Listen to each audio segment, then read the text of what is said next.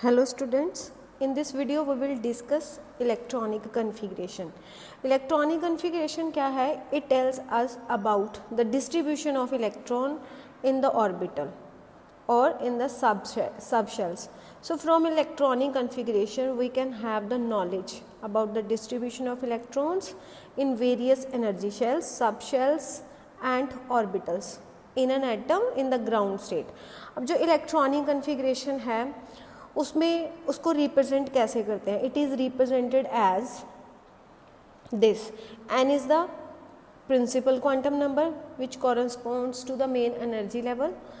L is azimuthal quantum number which tell us about the subshell, because we know L has total 4 values 0, 1, 2 and 3 for S, P, D and F orbital. Means कौन से shell में present है और कौन सा subshell है and these are the number of electron. उस given subshell में कितने electrons हैं. For example जैसे हमारे पास है कार्बन. कार्बन का atomic number है 6. So the configuration of carbon is 1s2, 2s2, 2p2. अब इलेक्ट्रॉनिक कन्फिग्रेशन मैंने यहाँ लिखी है. इस इलेक्ट्रॉनिक कन्फिग्रेशन को लिखने के लिए we have some rules. Firstly हमने जो क्वांटम नंबर्स करे थे, क्वांटम नंबर्स में हमने देखा था कि when n is 1 that is first shell, it consists of only one subshell, that is 1s.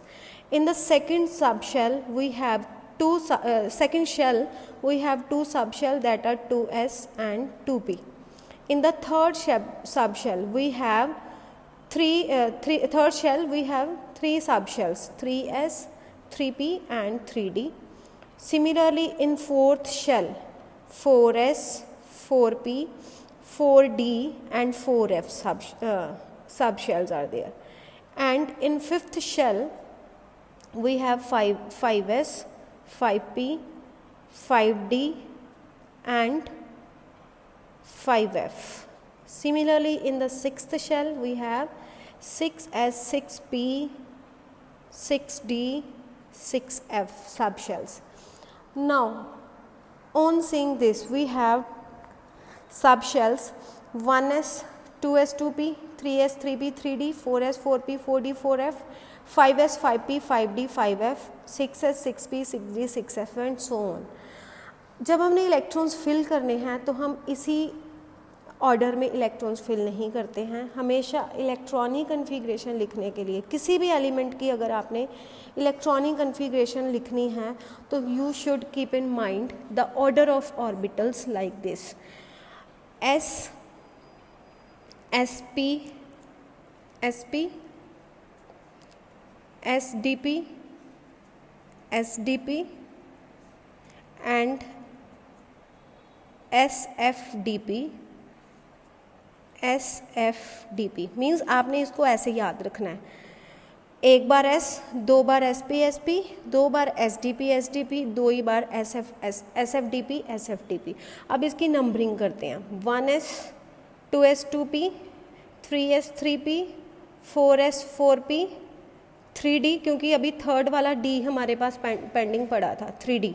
Now 5s, 5p, 4d, 6s, 6p, 5d, 4f, 7s, 7p, 6d, 5f. ये order आपने अपने mind में रखना है. आई रिपीट, एक बार s, दो बार sp, sp, दो ही बार sdp, sdp, sfdp, sfdp दो बार. अब ये ऑर्डर कहाँ से आया है, क्यों हमने इन सबशेल को इसी पर्टिकुलर ऑर्बिटल्स में लिखा है? This order is decided by the Aufbau's principle और बोहर-बरी रूल और n+l रूल. जो ये ऑर्डर मैंने लिखा है, this order is according to the energy, increasing energy, right. जैसे यहाँ पे है 4s ऑर्बिटल्स जो है, और मैंने उसके बाद 3d जो है वो यहाँ आना चाहिए था, 3s, 3p, 3d, लेकिन जो 3d है उसकी एनर्जी 4s से ज़्यादा होती है, इसलिए उसको हमने इस वाले शेल में इंक्लूड करा है, फोर्थ शेल में. According to this order first shell 1s, or subshell. Second shell has 2 subshell 2s 2p. Third shell has only 2 subshell 3s and 3p. जो 3d है उसकी एनर्जी ज़्यादा है, that will be written in the fourth shell. अब ये order हमारे पास ऐसा क्यों है? why 3d is written here? Similarly when 5s and 5p the quantum number is 5, तो 5d जो है हमने वो नेक्स्ट आगे वाले में लिखा है. सो दिस रूल और this order of arranging the orbitals or subshell in increasing order of energy is decided by Bohr-Bury rule और n plus l rule. अब ये रूल क्या कहता है? This rule says the subshell with lower n plus l value will have lower energy. जिसका n plus l सम छोटा होगा उसकी एनर्जी कम होएगी, right? For example, if we compare 4s and 3d orbital, for 4s n is 4, s के लिए l कितना होता है? 0. तो n plus l will be, we know l is equal to 0 1 2 3 और ये फिक्स्ड वैल्यूज थी. 0 था s के लिए, 1 p के लिए, 2 d के लिए और 3 f के लिए. For 4s n plus l is 4. For 3d n plus l is 3 दिया है n, d के लिए l कितना है? 2. तो 3 plus 2 5. So 4s orbital has lower energy than 3d. It will be written first and 3d will be written after 4s. Now if two subshell, अगर दो subshells का n plus l same आ रहा है, consider they have same n plus l value, then जो subshell जिसकी n की value छोटी होएगी उसकी एनर्जी कम होएगी. The orbital, two orbitals having same n plus l value, then the subshell with lower value of n has lower energy, so will be written first. For example 4f and 5d, n is 4, for f orbital l is 3, तो n plus l is 7. Similarly for 5d n is 5, l is 2, तो 7. Now out of 4f and 5d, 4f has lower n value, so it will have lower energy. Again देखो यहाँ पे 4f मैंने पहले लिखा है 5d से. अब यही दो रूल्स अप्लाई करके आपने ये दो रूल अप्लाई करके देखने हैं इन सारे ऑर्बिटल्स में. अब देखना है सब शेल्स में, फिर आप देखोगे, खुद देखोगे कि जो ऑर्डर है वो यही आएगा. आपने कंपेयर करके देखनी है सबकी energies. Then you will find that the order is exactly the same that I have written here. So remember in mind that always write the electronic configuration in this order. S 2 bar SP SP, SDP SDP, SFDP SFDP, 1 2s 2p, 3s 3p, 4s 4p, 3d, क्योंकि d जो है वो p और जो quantum number चल रहा है उससे एक कम होता है. ठीक है. Similarly 5s 5p 4d, accordingly these orbitals.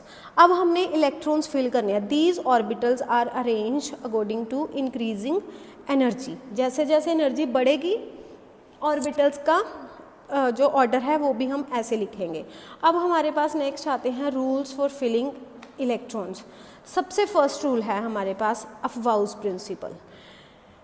अफवाउज का मीनिंग होता है बिल्डिंग अप. हमने क्या करना है, जो सबशेल्स हैं मिनिमम एनर्जी वाला जो है जिसकी एनर्जी कम है उसको हम पहले फिल करेंगे, उसको हम फिल करने के बाद आगे चलेंगे.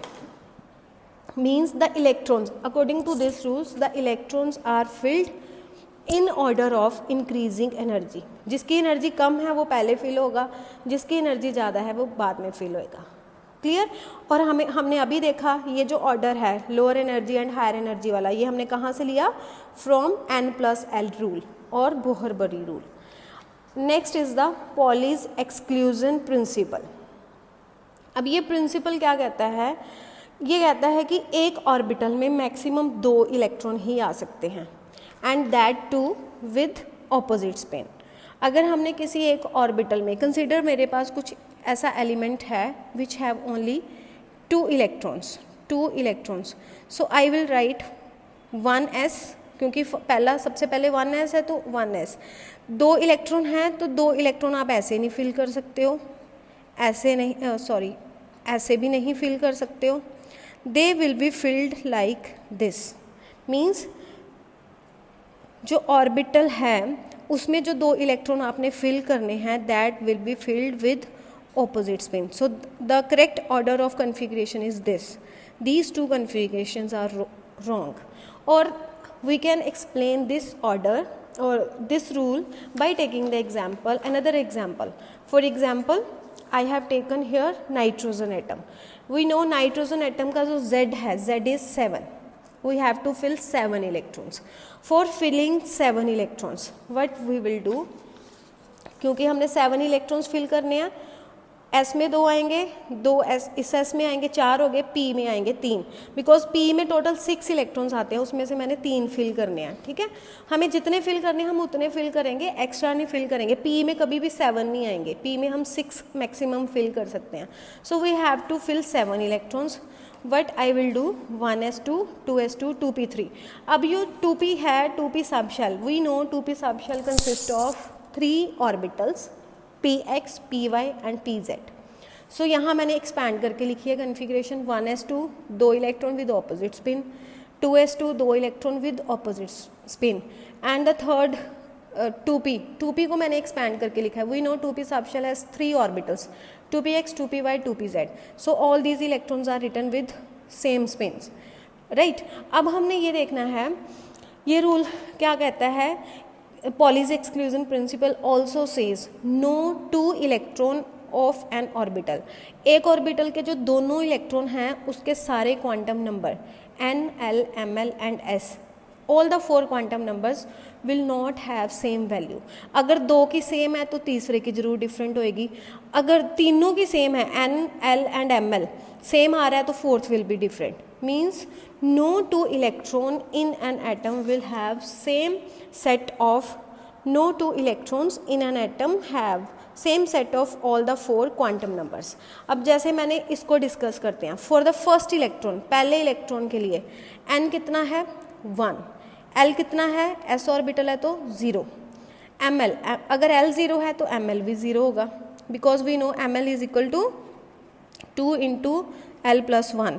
तो l 0 है तो 2 into 0 plus 1 that is only one value कौन सी, ranging from minus L to plus L including 0. अब l तो हमारा 0 था तो ml विल बी 0. अब s की value for first electron s कितना है, plus half. For the second electron s कितना है, माइनस हाफ. अब फर्स्ट इलेक्ट्रॉन के लिए n, l, ml and s की वैल्यू को क्या आई, 1, 0, 0 and plus half. For second electron इसके लिए n की वैल्यू कितनी है, फर्स्ट शेल है तो 1, l अगेन ये सेकेंड इलेक्ट्रॉन भी s सब शेल में ही है तो l is 0, s subshell में है तो ml विल बी 0, s. अब अगर मैंने इसको प्लस हाफ लिया है तो इस वाले का स्पिन क्या आएगी, माइनस हाफ, क्योंकि दोनों इलेक्ट्रॉन ऑपोजिट स्पिन में रिवॉल्व कर रहे होते हैं. सो देखो अगर दोनों इलेक्ट्रॉन के ये 3 क्वांटम नंबर सेम आ रहे हैं but fourth is different, means no 2 electron in an orbital will have same set of all the 4 quantum number, right? And the last rule is Hund's rule of maximum multiplicity. ये rule तब apply करना है when we are to fill electrons in a given subshell, degenerate orbitals. For example, p subshell, it has 3 orbitals, d subshell it has 5 orbitals, and f subshell it has 1, 2, 3, 4, 5, 6 and 7 orbital. अब consider मुझे 3 electrons fill करने हैं p में, तो 3 electrons fill करने के लिए what I will do all the electrons, जो 3 इलेक्ट्रॉन हैं first they are singly filled. ऐसा नहीं होगा कि जो 3 इलेक्ट्रॉन आपने फिल करने हैं वो आप ऐसे फिल करोगे, दिस इज़ रॉन्ग. सिमिलरली अगर आपको 5 इलेक्ट्रॉन्स फिल करने हैं इसमें डी में, तो you will first singly occupied all the orbital with same spin, सबकी स्पिन भी सेम रखनी है, आइदर अपवर्ड डायरेक्शन और इन डाउनवर्ड डायरेक्शन. सिमिलरली इसको थोड़ा p ऑर्बिटल को और डिस्कस करते हैं. If we have to fill 4 electron in p orbital, but I will do, ऐसे मैं इसको ऐसे फिल करूँगी, 3 ये और चौथा ये वाला. ऐसे नहीं होगा कभी भी कि p में अगर आपने 4 इलेक्ट्रॉन फिल करने हैं तो आपने 2 इसको दे दिए, एक इसको दिया, दोनों ऐसे दे दिए इसको, this is wrong. Again this order is also wrong. No, आप क्या करोगे, this rule states that the electrons are distributed among the orbitals of a subshell in such a way so as to give maximum number of unpaired electron with parallel spin. हमने spin भी parallel रखनी है. After singly occupying all the degenerate orbital, these orbitals are called degenerate because they have same energy.